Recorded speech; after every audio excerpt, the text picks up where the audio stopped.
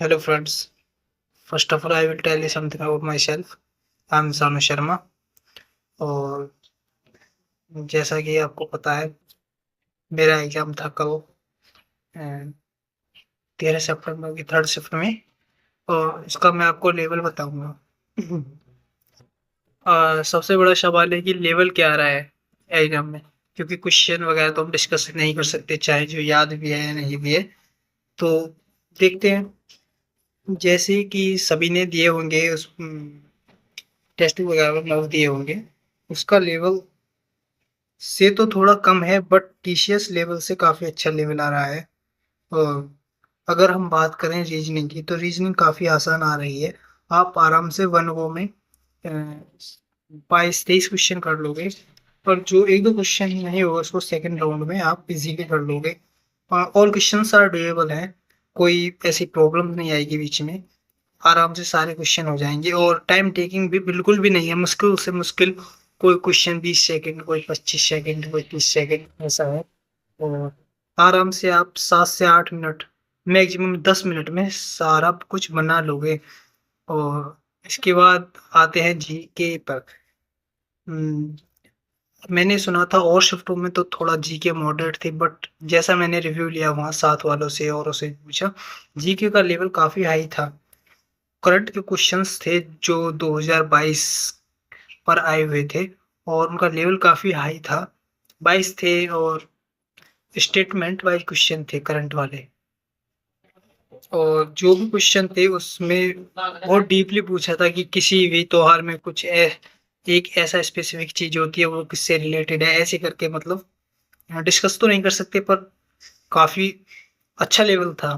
और जैसे कि हम टीसीएस पैटर्न पर आराम से अगर अच्छी तैयारी के साथ 15-16 क्वेश्चन श्योरिटी के साथ कर लेते थे, इसमें ऐसा कुछ नहीं था। मुश्किल से मुश्किल 12-13 क्वेश्चन, वो भी अच्छी नॉलेज के साथ ही डुएबल थे, वरना क्वेश्चन बन ही नहीं रहे थे। कुछ क्वेश्चन थे स्टेटिक्स वगैरह से थोड़े इजी थे, वरना 2-3 क्वेश्चन वो भी, वरना सारे क्वेश्चन अच्छे लेवल के थे।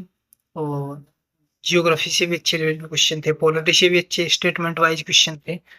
और क्वेश्चनों को पढ़ने में भी टाइम लग रहा था। अगर किसी की अच्छी प्रैक्टिस थी तो 6 मिनट तो लगती ही कम से कम अटेम्प्ट करने में। उसके बाद भी क्वेश्चन छूट रहे थे, उस दोबारा आना पड़ता। और कहने का मतलब ये है कि बहुत अच्छा लेवल था, मॉडरेट टू हाई कहेंगे हम इसको, काफ़ी अच्छा था। और थोड़ा टाइम टेकिंग इसलिए था क्योंकि सभी क्वेश्चनों को अच्छे से पढ़ना था, उसके बाद सोचने के बाद उसको करना था। क्योंकि स्टेटमेंट वाइज क्वेश्चन ऐसे ही नहीं होते एक साथ, उसको पहले पढ़ना होता है फिर एलिमिनेट करना होता है उसमें से। अब आए हम मैथ के लेवल्स पर। मैथ का लेवल कहेंगे मॉडरेट ही था, कुछ क्वेश्चन तो बहुत इजी थे, very easy, but some are very calculative and time taking also, because वो बहुत टाइम में बन रहे थे।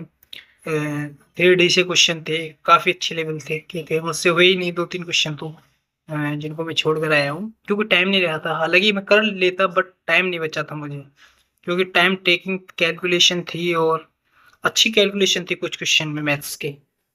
और 20 से 21 क्वेश्चन तो आराम से कर लेते अगर किसी की अच्छी प्रैक्टिस है, वरना यही कहेंगे लेवल तो अच्छा था। और अब आते हैं इंग्लिश का लेवल। इंग्लिश का लेवल हम मॉडरेट ही बोलेंगे क्योंकि कुछ वोकेबलरी तो प्रीवियस ईयर बेस्ड थी और पैसेज काफ़ी अच्छे लेवल का था।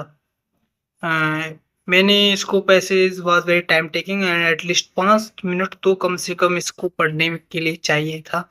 और उसके बाद क्वेश्चन पढ़ना पड़ रहा था और दोबारा से फिर पैसेज बचाना पड़ रहा था। क्योंकि बहुत बड़ी बड़ी मीनिंग थी, एक लाइन दो लाइन पढ़ रहे थे, तीसरा पे आ रहे थे तो फिर ऊपर वाले का मीनिंग निकल जा रहा था, ऐसा कुछ था। और प्यूकेआरएस भी अच्छे लेवल का था, काफी अच्छे लेवल का था प्यूकेआरएस, दो थे। और बाकी इनडायरेक्ट वो पैसिव वगैरह तो इजी ही थे, कोई नहीं। और एक दो वर्ड कुछ नए भी थे, कुछ नए वर्ड आए थे। जो एक मैंने सिनोनिम देखा था जो कुछ नया ही था, नई वोकेबलरी आई थी। वो मैंने जैसा मैंने कि तो ब्लैक बुक सारी पढ़ रखी है, उसमें से तो वो था नहीं, कहीं बाहर से ही था। लेकिन कोई नहीं, ऐसे तो होता ही है। फिर भी हम पैसेज के हिसाब से इसका लेवल मॉडरेट ही रखेंगे, बाकी तो इजी ही थी।